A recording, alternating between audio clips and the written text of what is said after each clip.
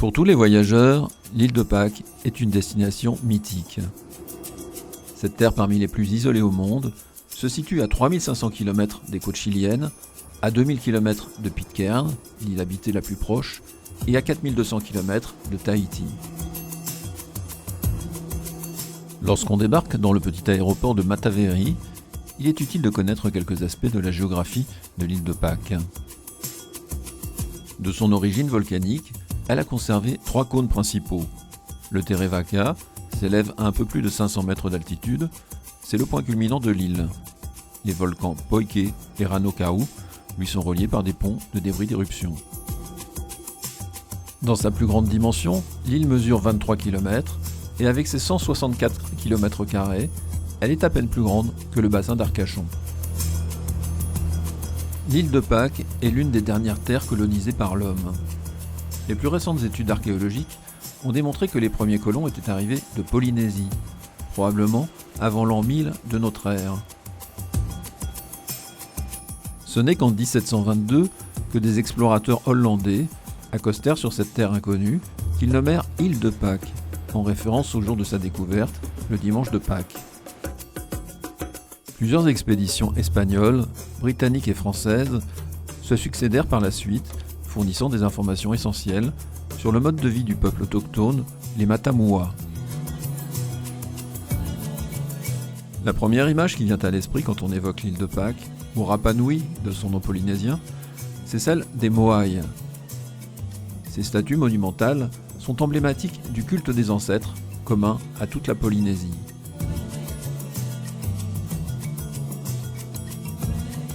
L'énergie spirituelle des défunts, le mana, était supposée persister après la mort et influer sur les vivants. Sur Rapa Nui, à la mort d'un personnage important de chaque clan, un moai était érigé face à son village afin de le protéger de son mana. Le moai se dresse sur un podium de dalles de basalte, le haou. Devant cet ensemble étaient aménagées des terrasses recouvertes de galets. Les moai achevés possédaient des yeux, constitués de corail blanc et dotés d'iris noirs en obsidienne ou rouges en tuf volcanique. Ce moai est le seul de l'île de Pâques qui ait été restauré avec des yeux. Il y a peu de temps, en effet, on en ignorait l'existence et les témoignages des premiers Européens n'en faisaient pas mention. Ce n'est qu'en 1978 qu'un œil de corail original fut découvert sur un autre site. Il est maintenant exposé au musée anthropologique de Lille.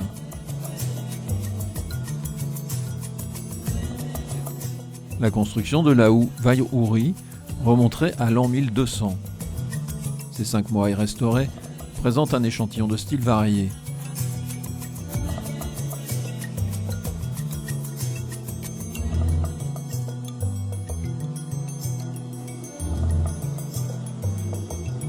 Sur le site de Taai, on découvre des enclos de pierre, les Aremoa, qui servaient de poulailler. On y voit aussi les vestiges d'une Arepaenga, une maison bateau, nommée ainsi pour sa ressemblance avec une pirogue renversée.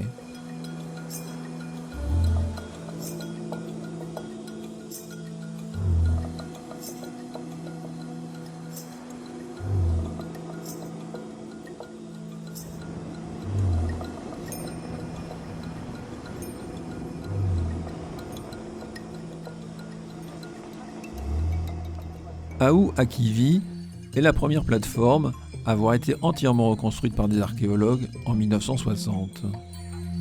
Il faut en effet imaginer qu'à l'arrivée des premiers explorateurs européens, la plupart des moai gisaient déjà au sol, ce qui ouvrit un long débat sur les raisons de cet effondrement.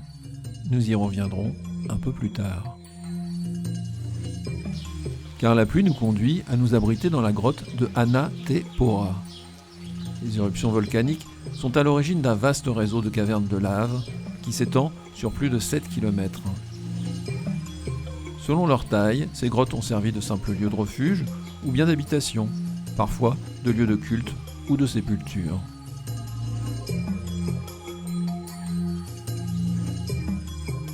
Les premiers habitants de l'île de Pâques, les Matamua, étaient organisés en clans familiaux dont les villages étaient situés entre la côte et le centre de l'île. Leur maison-bateau consistait en une base de pierre dans laquelle étaient insérées des perches en bois qui supportaient le toit en herbe.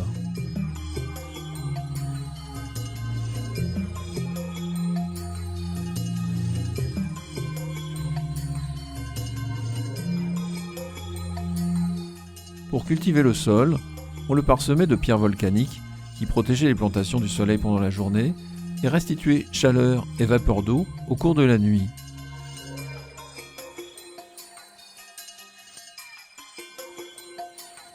Avant même l'arrivée des Européens, l'île de Pâques avait été largement déboisée. Les experts avancent aujourd'hui que ce phénomène avait pu être provoqué à la fois par l'activité humaine, pour l'agriculture et le chauffage, et par l'accélération des sécheresses provoquées par le phénomène climatique La Niña.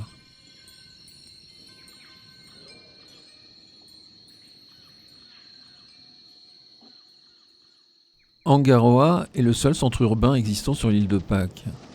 C'est là où se développent les principales activités sociales, économiques et culturelles de Rapa Nui et où résident presque tous ses habitants.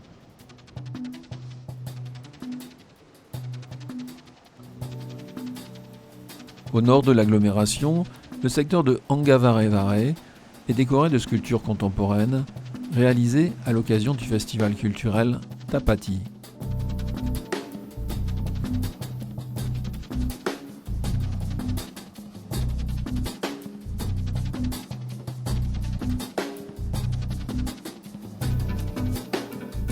Ce groupe de sculptures, appelé Itumerai, représente les 7 archanges.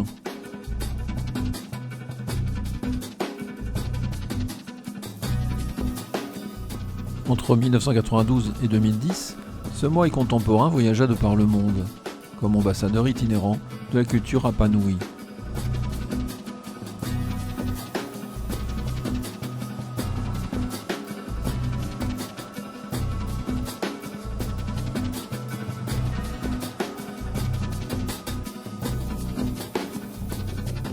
L'agglomération de Angaroa concentre plus de 90% de la population de l'île de Pâques, qui atteint de nos jours 7750 habitants. Moins de la moitié sont originaires de l'île. Le reste se compose principalement de Chiliens venus du continent, car l'île est une possession chilienne depuis 1888. L'église de Santa Cruz associe le symbolisme chrétien et les figures de la mythologie de Rapa Nui. La christianisation de l'île débuta à la fin du XIXe siècle et s'amplifia par la suite avec l'immigration d'autres Polynésiens.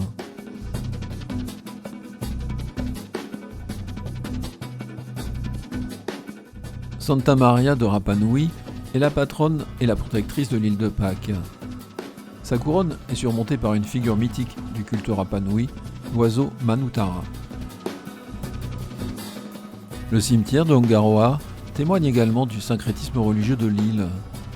De nombreuses pierres tombales sont ornées de motifs qui mêlent l'iconographie du christianisme et les figures du culte Rapa Nui, telles les tablettes Rongo Rongo, ces signes qui ont jusqu'à présent résisté à toutes les tentatives de déchiffrement.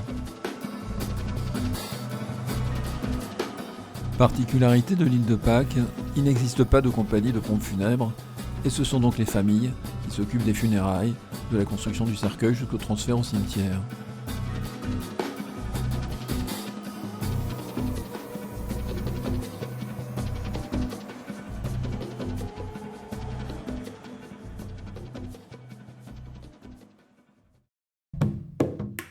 Le volcan Rano Raraku est le lieu de naissance des moaïs. Si environ 400 statues ont été dressées sur l'île, un nombre équivalent est resté dans la carrière.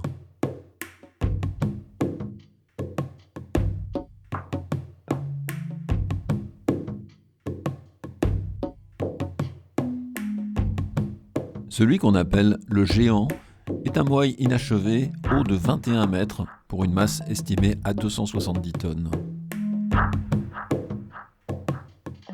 Le géant est 2 fois plus haut que le moaï le plus grand qui ait été érigé sur l'île.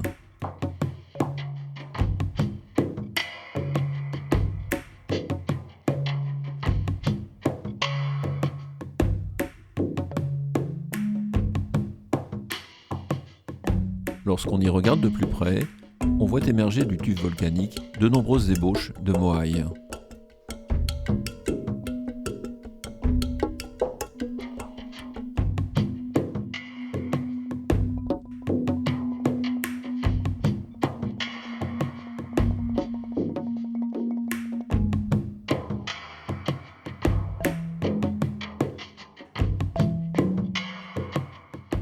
Le moaï Tukuturi a la particularité d'être en position agenouillée, les jambes pliées en arrière et les fesses appuyées sur les talons, ce qui le fait ressembler à un tiki polynésien.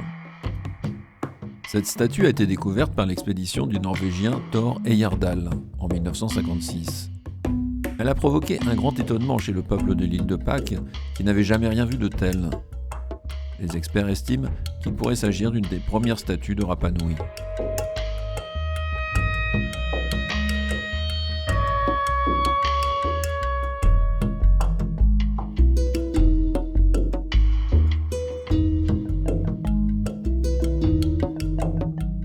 Sur une île où il n'y a ni rivière ni ruisseau, les lagons intérieurs des volcans constituaient les principales réserves d'eau douce des anciens habitants.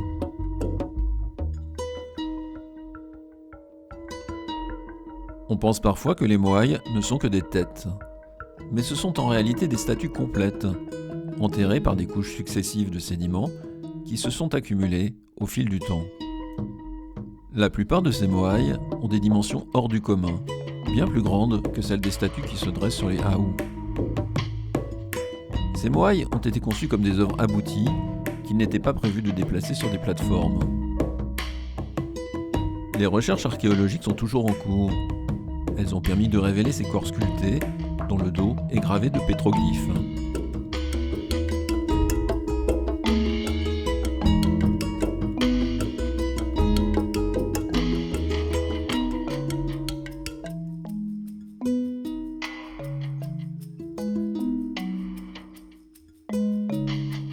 Le transport des moaïs est longtemps apparu comme un des grands mystères de l'île de Pâques. Des essais d'archéologie expérimentale ont cependant permis de déplacer des statues, soit debout, par un mouvement de balancier régulé par des tireurs de cordes, soit couchées sur des traîneaux de bois que l'on faisait coulisser sur des rondins. Quelle que soit la méthode utilisée, il apparaît aujourd'hui que le déplacement des moaïs, destinés aux plateformes, avait pu être effectué en s'appuyant sur la force de plusieurs dizaines d'hommes.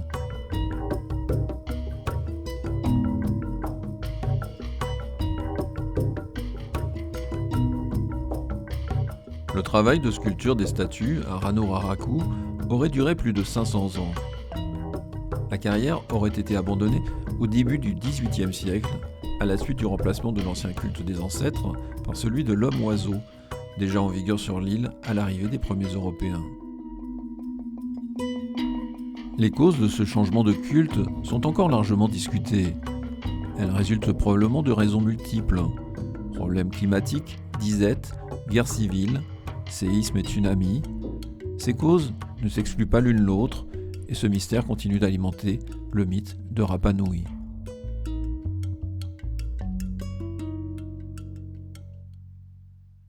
Le volcan Punapa'u fut une carrière de scories rouges. C'est dans ces cendres volcaniques qu'étaient sculptés les pukao, ces coiffes qui couronnaient une cinquantaine de moaïs sur l'île.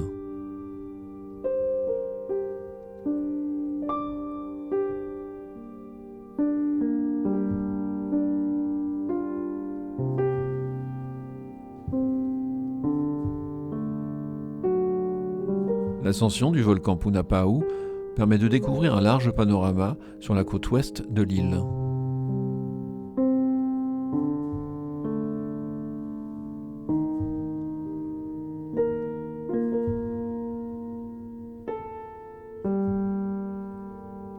Non loin du volcan, ce moaï isolé a pour particularité de présenter deux paires de mains.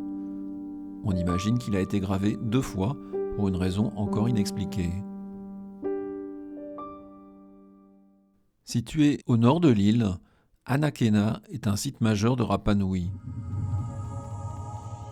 C'est en effet sur cette plage que les Matamua, venus de Polynésie, auraient débarqué pour la première fois.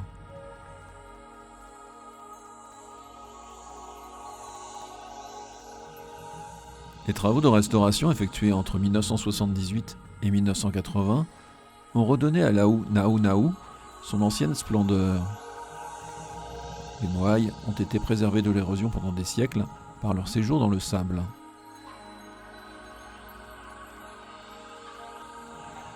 À Rapa Nui, les plages sont rares, Yanakena est la plus grande et la plus belle d'entre elles.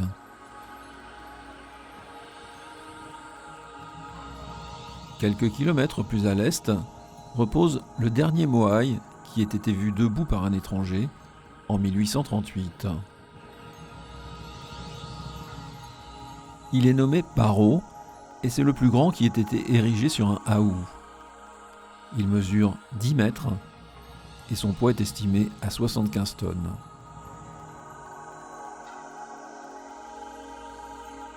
Près de l'aou, une pierre ronde présente de mystérieuses propriétés magnétiques que certains attribuent à son puissant mana.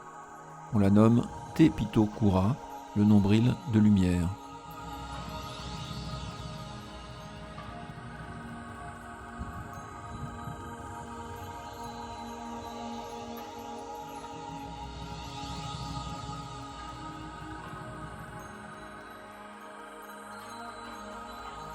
Nous restons sur la côte nord avec le site de Papavaka qui conserve des pétroglyphes, dont ce Papamangai qui représente un calamar et des hameçons de pêche. Sur la côte est de l'île de Pâques, le site de Akaanga n'a pas été restauré. Les moaïs reposent au sol et cette vision correspond à l'état dans lequel se trouvaient tous les aous de l'île de Pâques depuis le début du XVIIIe siècle, avant que de premières restaurations soient entreprises à partir de 1960.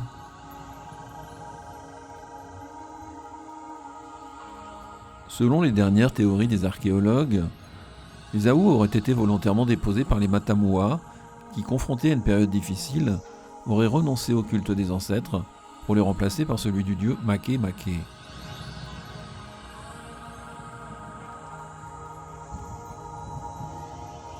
Le site de Akaanga présente également les vestiges d'un village Rapa Nui, avec ses fondations de Hare Paenga, dont le seuil était pavé de galérons. C'est après l'arrivée des premiers explorateurs que l'histoire des Matamua prit un tournant tragique. Entre 1859 et 1863, des marchands d'esclaves venus du Pérou déportèrent la moitié de la population de l'île, soit environ 1200 personnes, pour les vendre comme ouvriers dans les exploitations agricoles du continent. Ils y périrent presque tous de maladie en quelques mois. Ceux qui étaient restés sur l'île furent à leur tour frappés par les maladies, et la population de l'île diminua fortement. À la fin du XIXe siècle, à la suite des immigrations ultérieures d'ouvriers agricoles venus de Polynésie, les Matamua d'origine ne représentaient plus que 3% de la population pasquane. Le XXe siècle ne fut pas meilleur. Les autorités chiliennes obligèrent les Iliens à vivre dans une réserve à Angaroa, le reste de l'île étant concédé à des compagnies étrangères pour l'élevage du mouton. Ce n'est qu'en 1966 que les Pasquans reçurent la nationalité chilienne, l'île devenant un territoire de droit commun.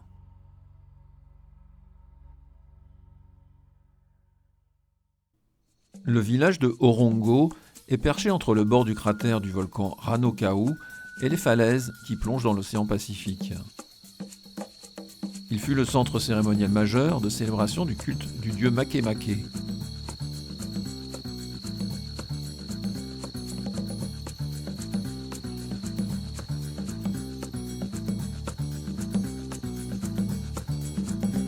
C'est dans l'une de ces maisons que fut découvert le célèbre moaï du British Museum.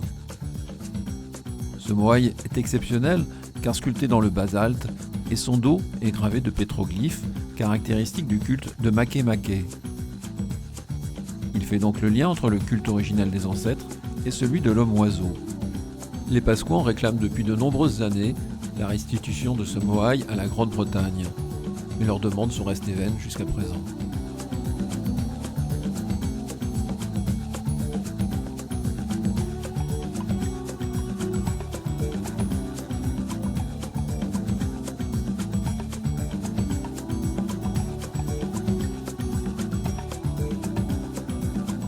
Chaque année, une cérémonie avait lieu à Orongo afin de désigner le Tangata Manu, c'est-à-dire l'arbitre des conflits entre les clans. Leurs représentants devaient nager jusqu'au grand îlot Motunui, où chacun choisissait un nid de sterne et attendait la ponte d'un premier œuf qu'il devait rapporter intact à Orongo. Le dieu Makemake était supposé signifier ainsi son choix quant au nouveau Tangata Manu.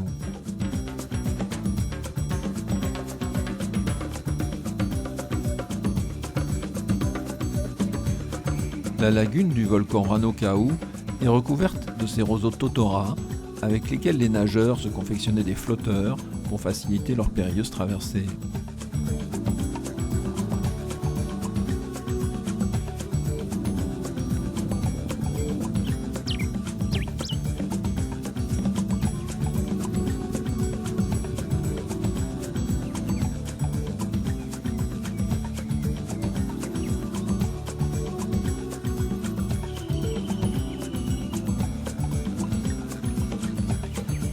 L'élevage est une activité importante sur l'île de Pâques. Et même si la plupart des chevaux évoluent en liberté, ils ne sont pas pour autant sauvages et ils portent la marque de leur propriétaire.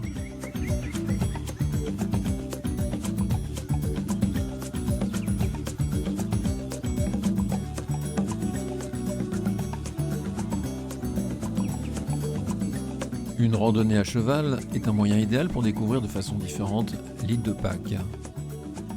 Notre promenade nous permettra d'accéder au point culminant de l'île, le volcan Terevaka, haut de 507 mètres. De là s'ouvre un panorama à 360 degrés sur Rapa Nui. L'un des sites les plus célèbres de l'île de Pâques se situe au pied du volcan Poike. Sur la houe Tongariki, 15 géants se dressent sur leur plateforme, longue d'une centaine de mètres. Ils tournent le dos à l'océan Pacifique pour projeter leur mana sur l'ancien village qui existait ici.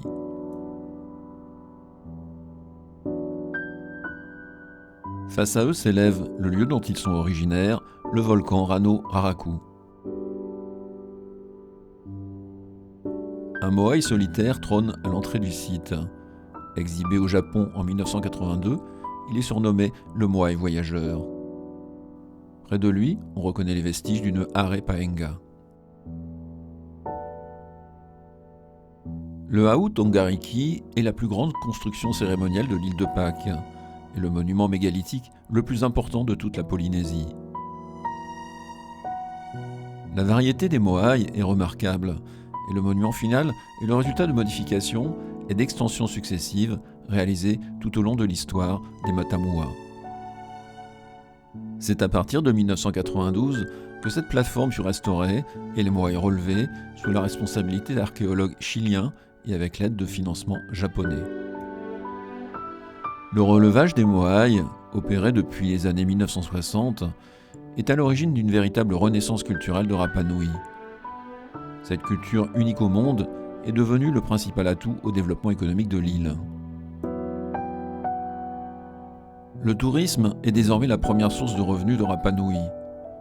L'enjeu pour son avenir sera de maîtriser les transformations qui en résultent, notamment en matière de démographie et d'écologie, afin de préserver l'identité unique que lui ont léguée les Matamua.